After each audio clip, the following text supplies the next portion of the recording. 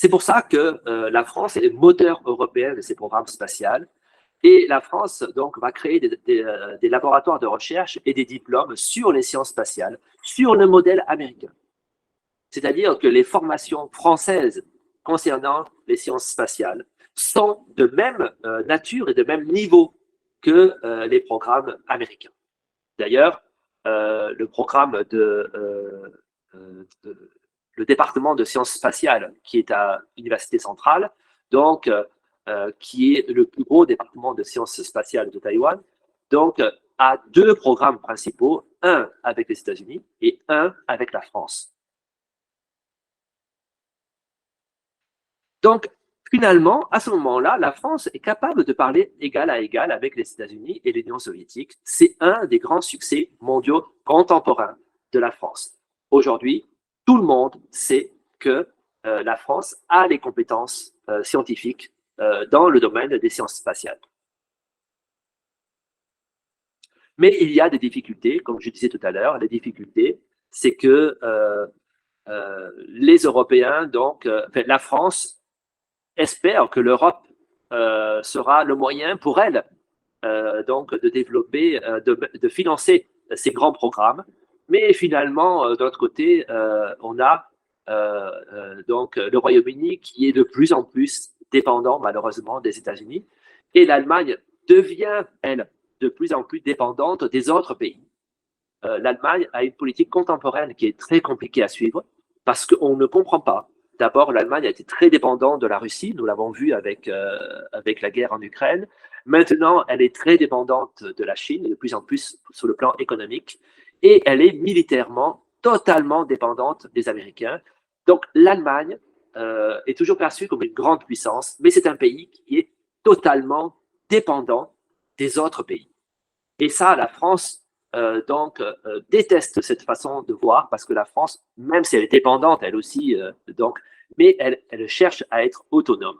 Et donc, dans cette volonté de la France de développer un programme européen de l'espace, se voit finalement un peu bloqué par l'Allemagne et les Anglais qui finalement ne sont pas aussi emballés, aussi intéressés que la France. Malgré tout, quand on va développer le programme européen, notamment de l'espace, qui est le programme Ariane, les pays européens laissent officiellement à la France le leadership du programme Ariane, puisque les fusées, donc, vous savez, décollent depuis la Guyane, qui est un territoire français. Donc, enfin, en 1979, c'est la première fusée européenne qui va être lancée. Et à ce moment-là, définitivement, l'Europe devient une puissance spatiale indépendante. C'est-à-dire qu'aujourd'hui, ce n'est pas que les Américains et les Soviétiques, c'est aujourd'hui essentiellement donc une opposition entre le programme américain et le programme européen, puisque le programme russe aujourd'hui a beaucoup décliné. Et le programme chinois, encore aujourd'hui, n'est pas un programme qui est à la même échelle que les Américains ou les Européens. Alors, après le spatial civil, donc, on va se développer le spatial militaire. Et en 2021, donc il y a maintenant 2 ans, 4 pays ont des capacités militaires spatiales seulement. Donc, ce sont les États-Unis, la Russie, la France et la Chine. Il y a seulement ces 4 pays qui peuvent utiliser l'espace à des buts militaires. Alors, dans le spatial militaire, il va y avoir aussi une petite révolution parce que ce sont jusqu'à maintenant, c'est-à-dire depuis la fin de la Deuxième Guerre mondiale à aujourd'hui, l'essentiel des programmes spatials, ce sont des programmes liés à des gouvernements. Donc, même s'il y a des coopérations avec les entreprises, malgré tout, c'est les gouvernements qui ont le contrôle de ces programmes spatials, que ce soit américains, russes, français ou chinois. Mais il va y avoir un nouveau phénomène, notamment aux États-Unis, et puis qu'on voit aussi en Chine, c'est qu'il va y avoir l'apparition des nouvelles de grandes entreprises, créées par des milliardaires, qui sont absolument passionnés par l'espace. Donc, on voit notamment donc, des grandes entreprises qui, donc, comme SpaceX par exemple, ou Blue Origin, donc on voit notamment les milliardaires comme Elon Musk par exemple, qui ont un budget parfois plus important que la NASA. C'est-à-dire que la NASA, qui est le grand programme américain, donc a beaucoup d'argent, mais Elon Musk à côté a encore plus d'argent.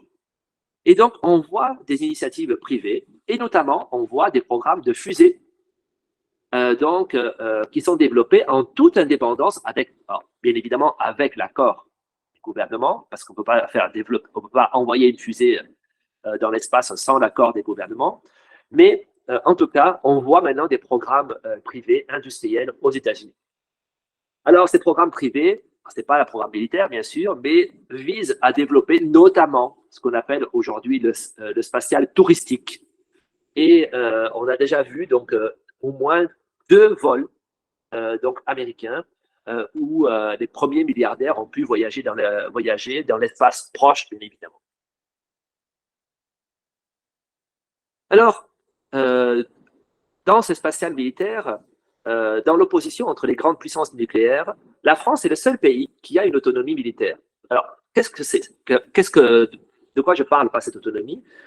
Je vous donne un exemple. Lors de la crise en Irak en 1995, les États-Unis disent que l'Irak fabrique des armes de destruction massive. C'est-à-dire que les États-Unis veulent déclarer la guerre à l'Irak en disant les Irakiens construisent des armes chimiques, notamment. Et à l'ONU, ils demandent donc le soutien de l'ONU en disant nous savons qu'il y a ça, mais il y a un problème que les Américains n'ont pas imaginé. C'est que la France a des satellites qui peuvent voir ce qui se passe en Irak, et la France constate que ce que disent les Américains, c'est faux. Alors, c'est pas parce qu'ils se trompent, c'est qu'ils disent des choses volontairement fausses. Et qu'est-ce qui va se passer? La France va dire non à la guerre en Irak. Et ça va être un mélodrame dans les relations entre les États-Unis et la France, parce que les États-Unis viennent de s'apercevoir que la France est capable de voir ce qui se passe comme les Américains, et qu'elle est capable de dire non.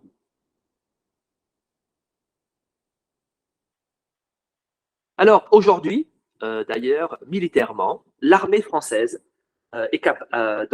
possède une photo précise de la Terre entière chaque 24 heures.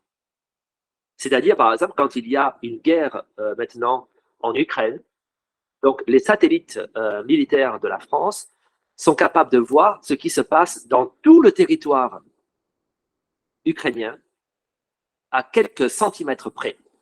Donc, la France est capable de voir où est chaque soldat russe, chaque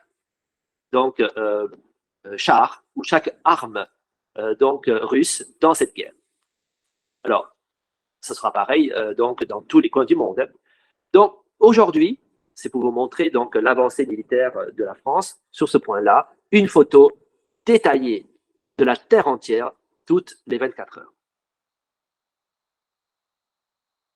Alors, le passage des satellites aux sondes. Alors, qu'est-ce que c'est qu'une sonde? Vous avez le mot chinois donc dans la première case. Donc, c'est les satellites qui ne restent pas autour de la planète, mais qui sont envoyés dans l'espace et qui sont capables de voyager.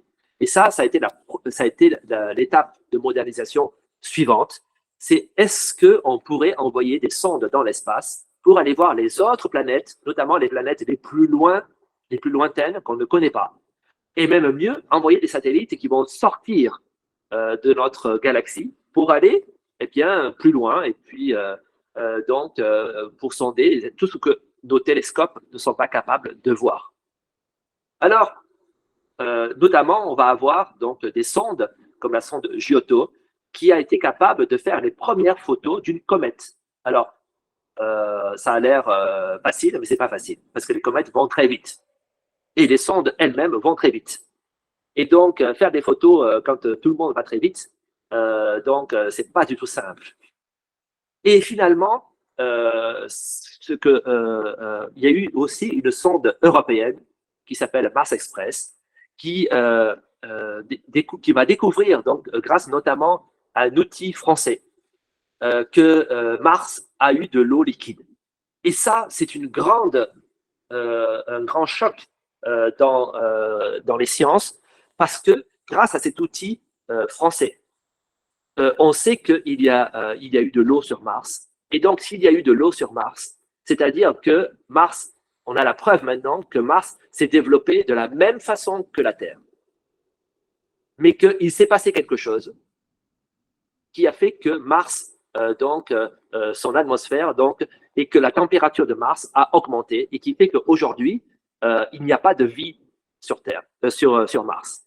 Mais que peut-être avant que Mars, la température monte sur Mars, peut-être que Mars et la Terre ont développé les premières formes de vie en même temps. Et donc qu'il y aurait cette forme de vie-là.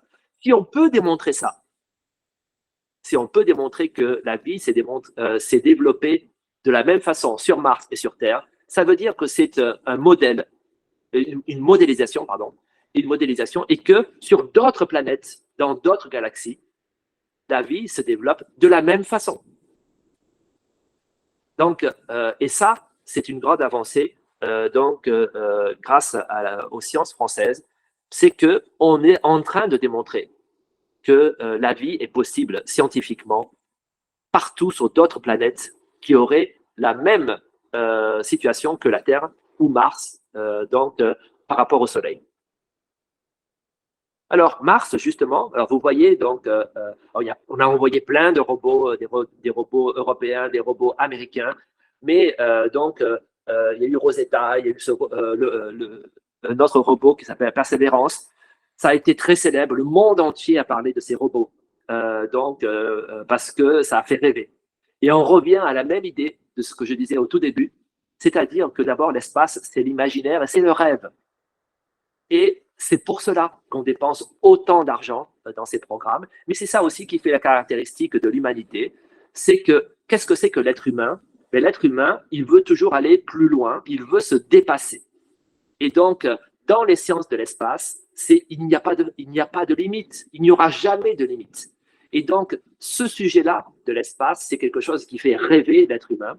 Et donc là, ces robots ont fait rêver la planète entière, parce que on pouvait pour la première fois atterrir sur Mars, faire des recherches précises sur Mars. Et ce robot, là, notamment, que l'on voit, qui a atterri en février 2021 sur Mars, il y a dessus une caméra haute technologie construite par la France, qui a permis d'identifier sur la planète Mars ces matériaux que je disais tout à l'heure, qui sont probablement les premiers matériaux de construction de la vie.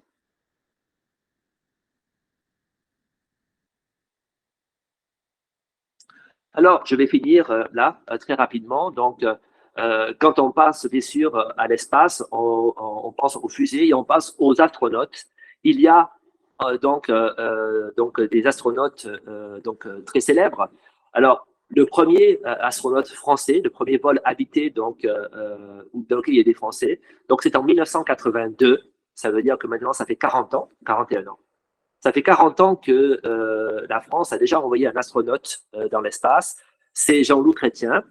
Donc, on a pu, grâce à cette mission-là, faire beaucoup de recherches sur la médecine cardiaque et sur la médecine du système nerveux, parce que, bien évidemment, le corps humain ne réagit pas de la même façon dans l'espace que sur Terre. Et donc, on a pu vraiment faire de grandes avancées dans la médecine, dans ces deux domaines-là, et notamment la médecine française dans ces deux domaines. Ensuite, c'est la vie des bactéries, parce que on pense que les premières formes de vie sont les bactéries. Et dans ces cas-là, pour l'instant, on ne peut voir la vie des bactéries que sur Terre, mais grâce à cet envoi des bactéries dans l'espace, on voit comment elles se développent. Et si elles se développent dans d'autres situations de vie, donc ça veut dire qu'elles sont capables de s'adapter et qu'elles peuvent se développer ailleurs que sur Terre. Et aussi donc, les effets des rayons cosmiques, c'est-à-dire que vous savez que comment l'être humain réagit donc aux rayons cosmiques du Soleil, notamment. Et ça nous permet de travailler donc sur l'envoi de l'homme sur des missions plus lointaines. L'homme rêverait donc d'envoyer des fusées habitées sur Mars, par exemple, et plus loin après. Mais est-ce que l'être humain est capable de supporter un voyage dans l'espace aussi lointain? Et notamment, est-ce que notre corps est capable de supporter les rayons du Soleil ou d'autres rayons d'ailleurs?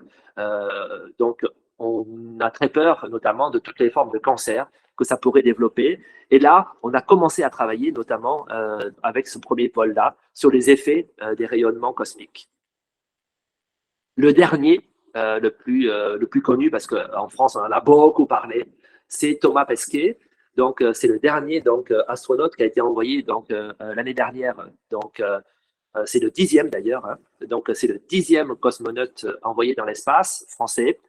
Et lui aussi a continué, il a permis d'étudier la médecine et notamment la télémédecine. Donc aujourd'hui, on est en train d'essayer de développer ces nouvelles technologies-là. Et en même temps aussi, Thomas Pesquet a développé beaucoup j'allais dire, le côté didactique et pédagogique des sciences, c'est-à-dire que on a beaucoup fait de transmission avec les écoles, avec les universités, dans le monde entier, pour développer l'intérêt des sciences et l'intérêt de l'espace.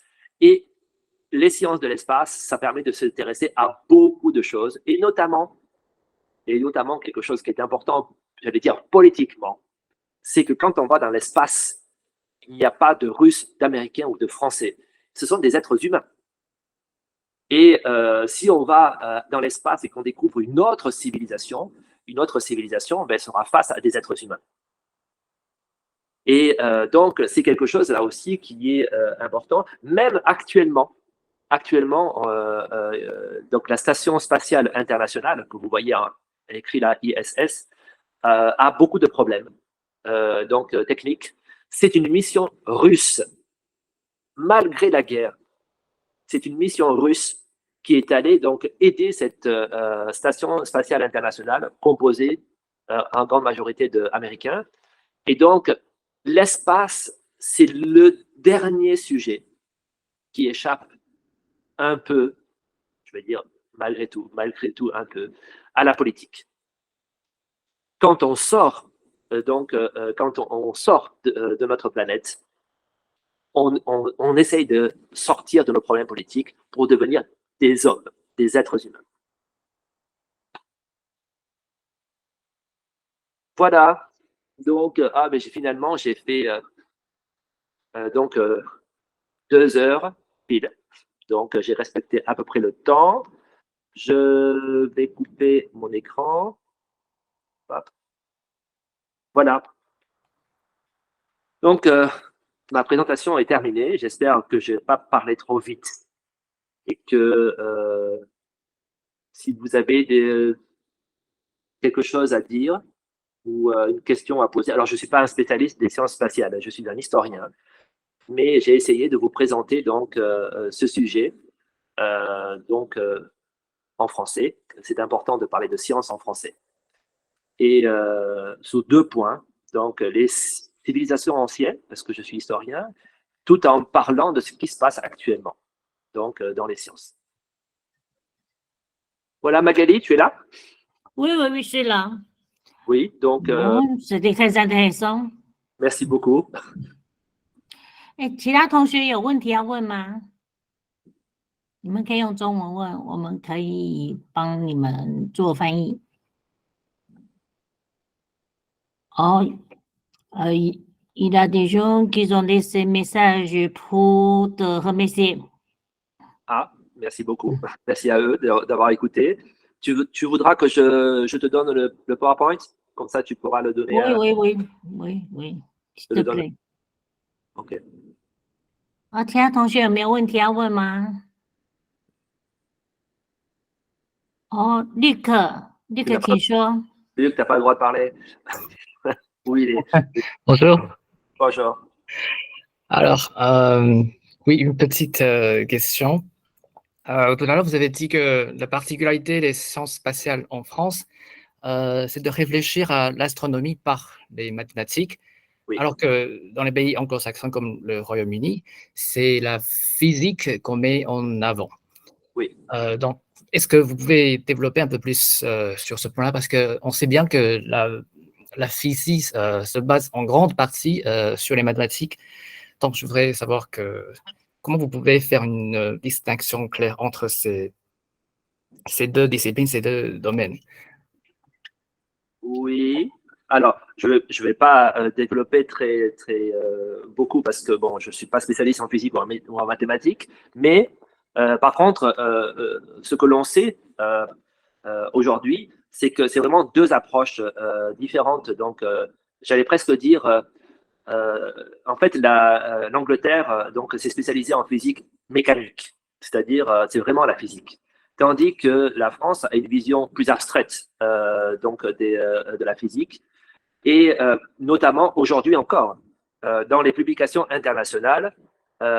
Donc la discipline où la France publie le plus, ce sont les mathématiques. Et c'est même tellement le cas que les seules publications internationales qui ne sont pas en anglais et qui ont la même réputation que les revues américaines, ce sont les publications en mathématiques.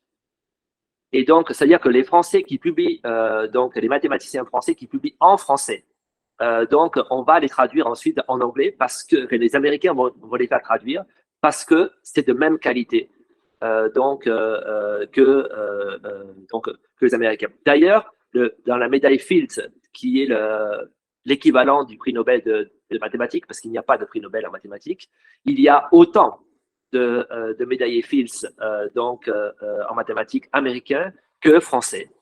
Et d'ailleurs, alors, la particularité ensuite de ces médailles Fields, c'est qu'il faut avoir moins de 40 ans pour avoir la médaille Fields. Ça veut dire que ce sont des jeunes chercheurs et que régulièrement encore, les Français ont des médailles Fields donc dans les mathématiques. Donc, en fait, c'est une approche différente de la physique. Alors aujourd'hui, d'ailleurs, c'est une grande avancée parce que tout à l'heure, je parlais de la physique quantique. Et la physique quantique, justement, elle n'obéit pas aux lois de la physique. Parce que aujourd'hui, au début, quand on a créé la physique quantique, il y a beaucoup de physiciens, américains notamment, qui ont beaucoup contesté cette physique-là parce qu'elle était considérée comme philosophique, parce qu'on ne peut pas observer donc les résultats de la physique quantique. Mais on peut y réfléchir sur le plan mathématique.